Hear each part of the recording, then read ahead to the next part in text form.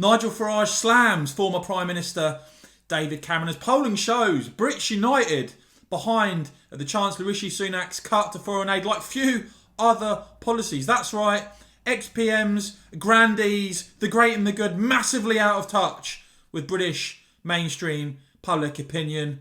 What a surprise. Yet again, I'm going to bring you all the very latest in this report, guys, but if you could please start off by hitting that subscribe button and the bell so you don't miss future reports. And you can support my work by hitting the join button down below to become a supporter, and you get that supporters badge next to your name. Now, of course, Rishi Sunak announcing yesterday that there would be a cut to the foreign aid budget, and the polling shows, this policy, incredibly popular, like few others, really has united the country actually behind this long overdue action from the Chancellor. Of course, I think last year it was 15 billion quid we gave away in foreign aid. Absolutely ridiculous. Way more as a percentage than virtually every other country. And given the economic circumstances we find ourselves in, especially now, this country is far from wadded enough to be bunging around that kind of cash to keep some rich lefties in this country feeling warm and fuzzy at night.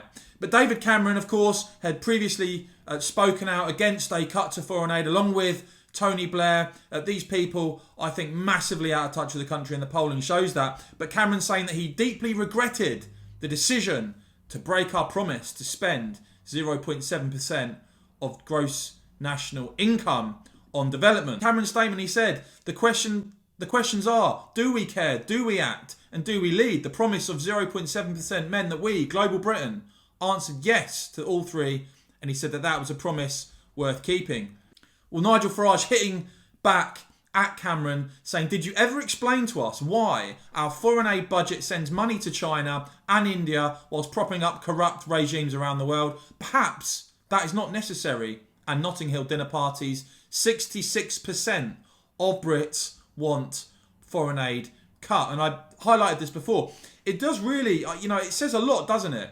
That you can have former PMs that not that long ago were running the country so massively out of touch with mainstream public opinion on issue after issue after issue. Do they even understand the country? They don't, do they? Let me know what you think about this. I find it fascinating. And polls show over recent days that the likes of Blair and Cameron very, very much in the minority on this, as are those MPs, including apparently some Conservative MPs who are now speaking out against this. And we even had Baroness Sugg, no, I haven't heard of her either, resigning as a government minister after the Rishi Sunak announcement on cutting foreign aid. A foreign office minister, Sky News reported, has quit following Chancellor Rishi Sunak's announcement of a cut to the UK's overseas aid spending. Baroness Sugg resigned from her junior ministerial role after the government abandoned the 0.7% target. In her resignation letter to Boris Johnson, she said, Baroness Sugg, I believe it is fundamentally wrong to abandon our commitment to spend 0.7% of gross national income on development. This promise, she says, should be kept in the tough times as well as the good.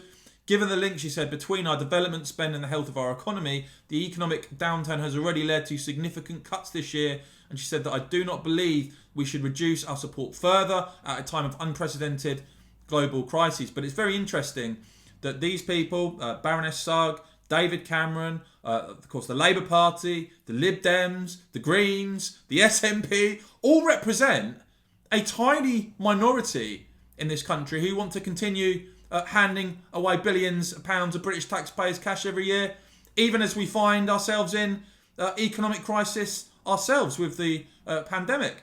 But here's a wake-up call to the establishment, and I know that the BBC journalists and the Guardian will find this very difficult to get their heads around, but here's the polling. Here is what in this country think, because we hear a lot, don't we, what about the establishment think?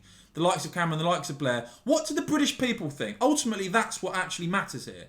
And 66%, according to YouGov, who did a poll this week, 66% back the cut. Only 18%, less than 1 in 5 Brits oppose cutting the foreign aid budget, including, and this should be a real wake-up call for some Conservative MPs, 92% of Conservative voters support reducing the overseas aid budget. Just 3%, that's right, 3% of Conservative voters are against cutting the foreign aid budget. They must be the most overrepresented group of voters in the country, because we've seen Conservative MPs going off to the media, briefing that they're not very happy about this. They're going to try and block it if they can. 3% of Conservative voters are against a cut to foreign aid. And as I said, this has really united Brits because look at what Labour and Lib Dem voters, more of them support than oppose, including 49% of Lib Dem voters who support,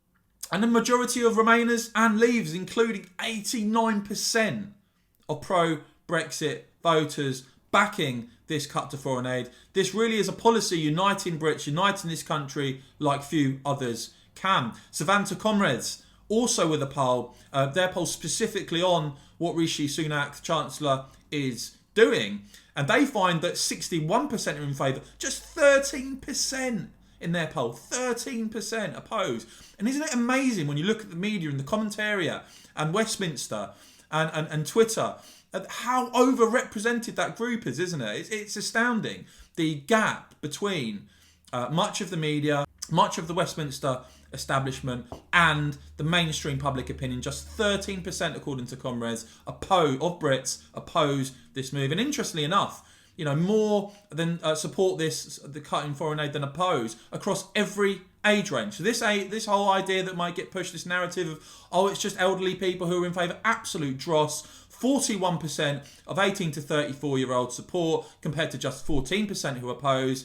60% of 30 to 34 to 54-year-olds support this. 76% of 55 and over support this. And a majority of men and a majority of women. There are a few other policies, ladies and gentlemen, that have this almost unanimous level of public support. And it's one of those issues, again, that shows you just how fringe the likes of Blair, the likes of Cameron are. Yes, some people do agree with them.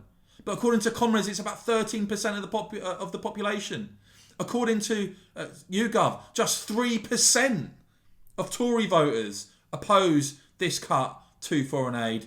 And so it paints these people out, really, I think, as rather sad figures who are very much on the fringes now, who don't really represent anyone, and certainly have never been more out of touch than they are today. Let me know what you think about this polling, guys. Let me know what you think about what Nigel said. Do you agree?